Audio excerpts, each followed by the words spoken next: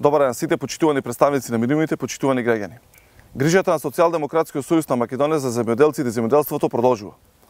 На предлог на партениците од парламентарното мнозинство предводено од Социјалдемократскиот сојуз на Македонија, собранието ги усвои предлог измените на Законот за земјоделство и рурален развој. Ги отстранивме пречките за исплата на субвенциите за тутунарите за оваа година. Она што е важно да знаат тутунопроизводителите е тоа дека платежната агенција веќе ги има преземено сите мерки и уште од следната недела ќе започне исплатата на субвенциите.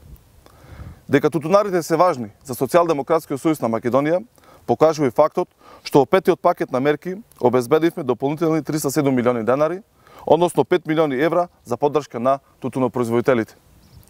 Тутунарите да бидат спокојни, субвенциите за тутун ќе бидат исплатени навремено.